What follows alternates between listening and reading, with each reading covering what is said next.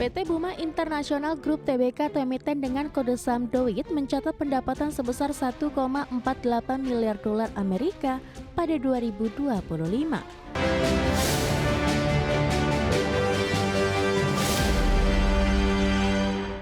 PT Buma International Group Tbk mencatatkan penurunan pendapatan dan rugi bersih di sepanjang tahun 2025. Kinerja tertekan penurunan volume dan kendala operasional, namun perseroan mulai menunjukkan perbaikan bertahap.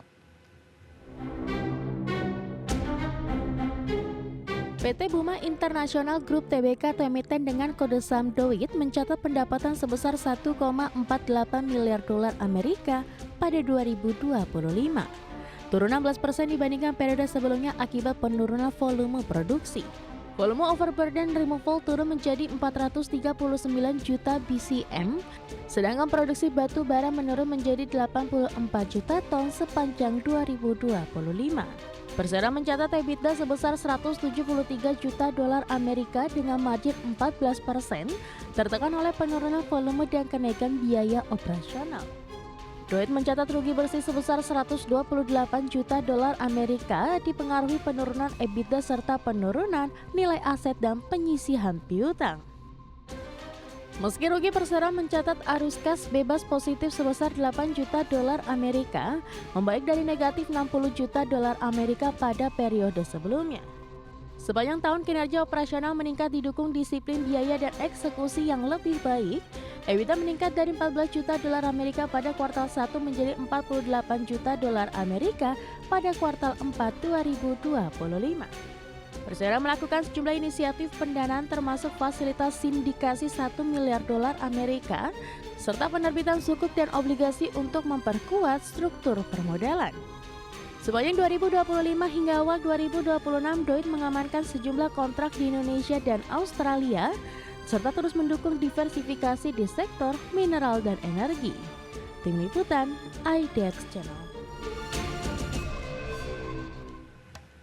Pemirsa, emiten pengelola jaringan rumah sakit Hermina PT Medikaloka Hermina Tbk melaporkan penurunan laba bersih sebesar 19,9% di sepanjang tahun buku 2025. Meski pendapatan perusahaan masih tumbuh positif, membengkaknya beban pokok pendapatan menjadi pemicu utama tertekannya profitabilitas perseroan.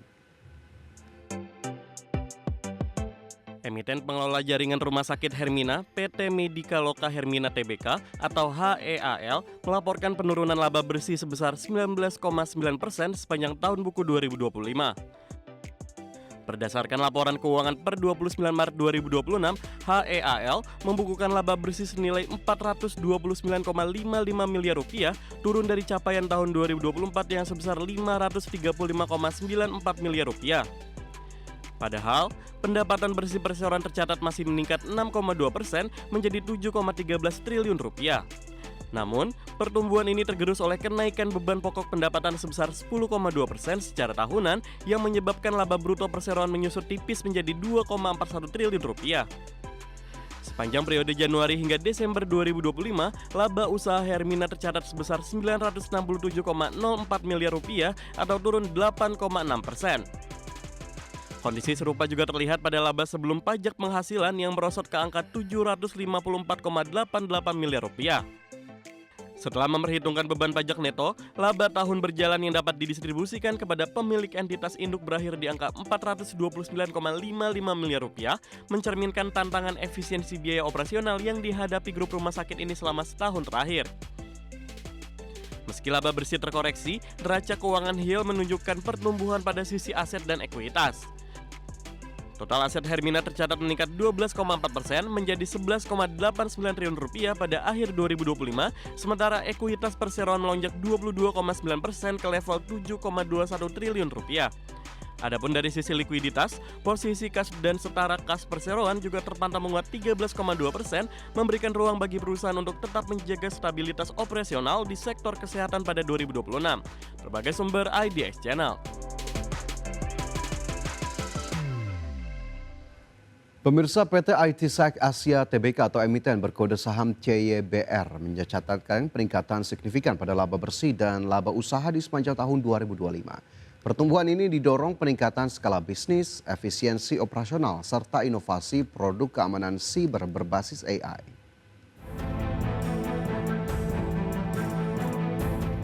PT Itsek Asia Tbk atau emiten dengan kode saham CYBR mencatat laba bersih konsolidasi sebesar 64,4 miliar rupiah pada 2025. Meningkat signifikan dari 800 juta rupiah pada tahun sebelumnya.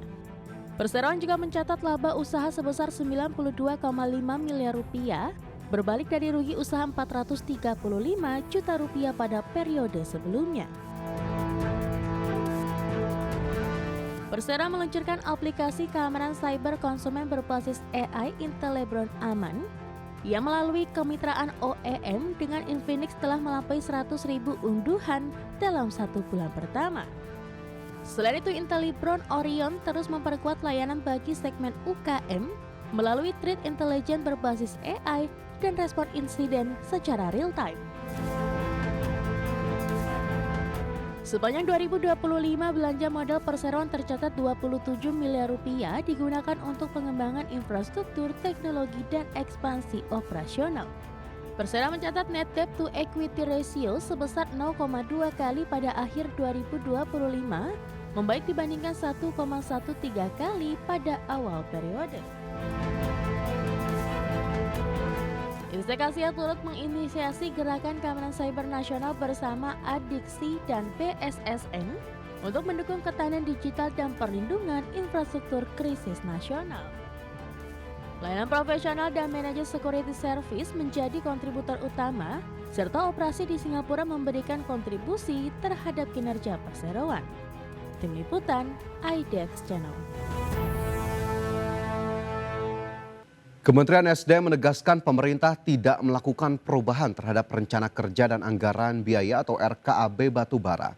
Menteri Energi dan Sumber Daya Mineral Bahlil Lahadalia mengungkapkan relaksasi tersebut bertujuan memastikan ketersediaan pasokan batubara untuk kebutuhan dalam negeri sekaligus menyesuaikan produksi dengan kondisi pasar global.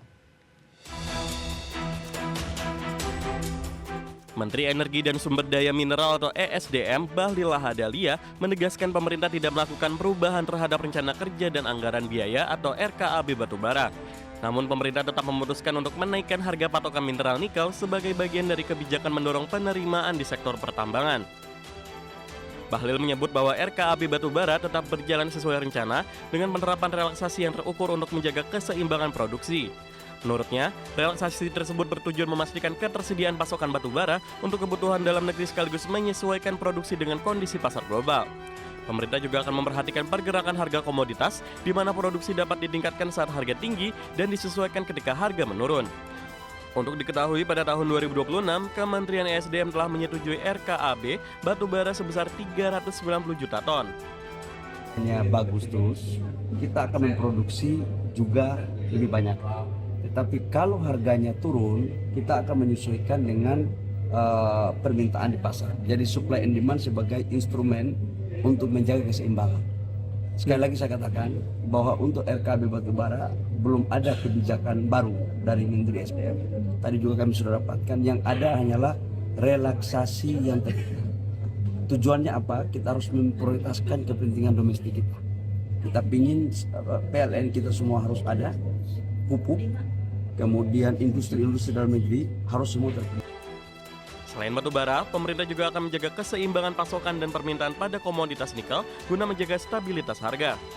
Dalam kebijakan tersebut, pemerintah resmi memutuskan untuk menaikkan HPM nikel sebagai acuan harga dengan tujuan mencegah penurunan harga serta memastikan kebutuhan industri dalam negeri tetap terpenuhi. Jakarta, Raharjo Patmo untuk IDX Channel. Menteri Perdagangan Budi Santoso optimistis kinerja ekspor Indonesia sepanjang tahun ini tetap positif di tengah hambatan perdagangan imbas konflik di Timur Tengah. Hal tersebut didorong oleh langkah diversifikasi pasar yang tengah dilakukan pemerintah ke negara kawasan yang tidak terdampak konflik seperti Regional Comprehensive Economic Partnership hingga Afrika.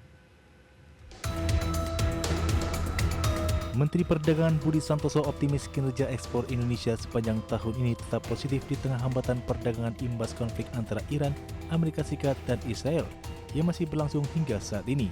Busan mengatakan hal tersebut didorong oleh langkah diversifikasi pasar yang tengah dilakukan pemerintah ke negara kawasan yang tidak terdampak konflik seperti Regional Comprehensive Economic Partnership atau RCEP hingga Afrika. Hal lain yang turut menggerek kinerja ekspor dalam negeri adalah harga komoditas seperti minyak kelapa sawit atau crude palm oil dan batu bara yang saat ini tengah melonjak tinggi ketimbang tahun sebelumnya. Kenaikan tersebut akan turut mendongkrak nilai ekspor lebih tinggi. Nah sekarang harga komoditas keduanya tahun ini kan mulai naik. Artinya kalau naik berarti ya nilai ekspor kita ya pasti meningkat. Ya pasti meningkat. Ya nanti mungkin kita konversi dengan biayanya. Tapi kalau negara-negara yang ekspor CPO kan tidak banyak juga ke Timur Tengah. Nah yang kedua, kita apa yang harus kita lakukan? Ya, yang pertama tadi salah satu optimisme kita bahwa ekspor tetap akan tumbuh, salah satu komoditas harganya akan naik. Yang kedua, salah satu solusinya adalah yang pertama itu diversifikasi pasar ekspor. Meski demikian, Mendak tetap menggarisbawahi dan mengkhawatirkan pertumbuhan ekspor akan melandai apabila eskalasi konflik bertahan cukup lama. Mendak berharap peran tersebut diharapkan dapat mereda dan memiliki solusi perdamaian yang positif. Seperti diketahui, sepanjang tahun lalu ekspor dalam negeri ke kawasan Timur Tengah tercatat mencapai sekitar 9,87 miliar dolar Amerika Serikat atau mengambil porsi 3,49% dari total ekspor. Negara terbesar adalah Uni Emirat Arab yang mengambil porsi sekitar 40%. Sementara itu Arab Saudi mengambil porsi sekitar 29%. Lalu ekspor ke Iran hanya sebesar 2,5% atau setara sekitar 250 juta dolar Amerika Serikat. Dari Jakarta, Riki Anwar di Tim Liputan IDX Channel.